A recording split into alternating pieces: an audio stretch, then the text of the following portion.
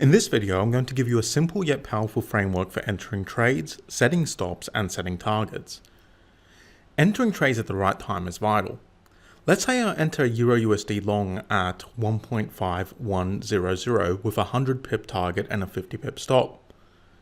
My target will be at 1.5200 and my stop at 1.5050. So a win is worth 100 pips and a loss is worth 50 pips or negative 50 pips, giving me a ratio of 1 to 2. Now let's say you enter this same trade, but 10 pips later, at 1.5110. Your stop and target need to be in the same place as they are optimal price action based stops and targets, which I will discuss next.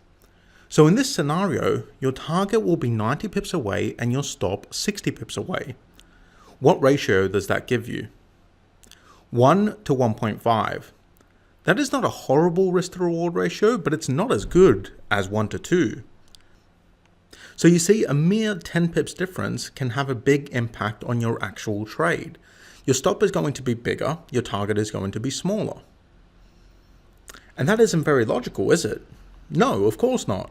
Well, I've created a simple framework for you to follow which allows you to enter trades at the right time, set good stops, and of course, good targets. This framework is called STEP. What does STEP stand for? Stop, target, entry, place. Use price action to find a safe and smart stop. Use price action to find a safe and smart target. Use price action to find the optimal entry and then place the trade in that order. This framework is easy to remember and easy to follow. When you decide that a trade is worth entering, your first step is to remember to use STEP. Going back a few years, I used a complicated process for picking my targets and stops. I will calculate the average daily range of each pair I traded and then divide it by 4. It was needlessly complicated. Then I had a moment of clarity and I thought, I'm using price action to enter my trades, why wouldn't I use price action to set a stop and target? And that's exactly what STEP is. We use price action to pick a target and a stop. The best thing about this is it makes trading easier. We're all busy, our time is valuable, and STEP saves time. Picking a stop and target in under a minute gives you more time to do the things you love. So let's break this down further. I'm going to show you how to accomplish each of these steps: stop, target, entry, place, so you can place trades. Let's start with stops and targets. I'm going to teach you the key rule to understanding stops and targets. It is logical, but most people don't think about stops and targets in this way. I like to place smart stops and smart targets. What are smart stops and smart targets? This is going to be the most important lesson you learn about trading. It's going to be vital. It will make a huge difference in your trading. I know because it made a huge difference in my trading. Imagine you're trapped out in the wild and you want to get back home. This is you standing here. You can walk in one of two directions, either over this huge snow-capped mountain or over this flat open grassy plain. Which way would you walk? Would you go this way, over the big snow-capped mountain, risk freezing to death? Or would you walk this way, over the warmer, flatter, and safer open plain?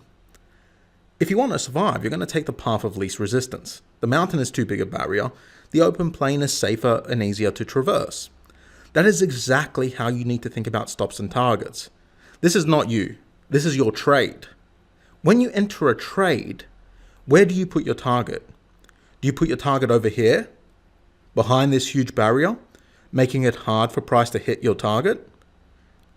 And do you place your stop here, over this easily traversed open area, making it easy for price to hit your stop?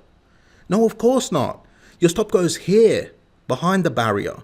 You want your stop to be hard for price to hit, and your target goes here, in a large open area. You want your target to be easy for price to hit. You want your stop to be hard for price to hit. You want your target to be easy for price to hit. Pretty simple, pretty logical. Remember that because it's vital to your trading. Whenever you want to enter a trade, you need to make sure your stop is hard for price to reach and your target is easy for price to reach. So how do you do that when you look at an actual real chart and not a picture of a mountain? Well, you do it visually. If you trade price action, you place your stops and targets based on price action. So what is a barrier in price action terms? Well, you already know what a barrier is.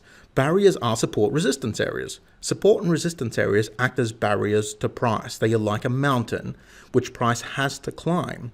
So when entering a trade, it's logical to place your stop beyond an area of support resistance. So in this example here, we see indecision forming on top of a resistance area. This is a continuation reversal. Where should the stop go? Here above the resistance area. That puts the stop behind a barrier because this resistance area is a barrier. But can we put it behind two barriers, not just one? Well, there is another barrier that you know about. If you remember back to highs and lows, remember the importance of higher highs and lower lows? Well, recent highs and lows act as barriers too. In this case, we can place our stop above the high of indecision. Placing our stop above the high places it behind two barriers. So now to hit our stop, price has to break the resistance area, and then it has to create a new high beyond the high of this candle. This is a double barrier. It's going to be tough for buyers to break through here. Setting a stop may seem intimidating, but it's really that simple. Your stop needs to be behind a barrier. What barrier do you use? Number one, support resistance. If you're taking a short reversal, you want to place it behind resistance. If you're taking a long reversal, you want to place it behind support. Number two is highs and lows. If you're taking a short reversal trade, you want to place it beyond the highest high of the last 5 candles. If you're taking a long reversal, you want to place it below the lowest low of the last 5 candles. That is a price action based stop, and it's a smart stop because it's sitting behind a barrier. Going back to the mountain analogy, the stop is here over the big mountain, and the target? Well, once you have a stop, setting your target is pretty easy. Your target needs to fit 2 criteria. At a minimum, it needs to be 1 to 1.5 ratio of your stop. What does that mean? Well, with a stop of 100 pips, your target needs to be 150 pips at a minimum. With a stop of 200 pips, your target needs to be 300 pips at a minimum. With a stop of 50 pips, your target needs to be 75 pips at a minimum. So your minimum target is 1.5 times your stop loss. If you need to calculate this quickly, just enter into a calculator the size of your stop loss multiplied by 1.5. And your target needs to be in the open valley. In other words, it needs to be in front of any major barriers like a support resistance area. So the requirements for a good target are simple.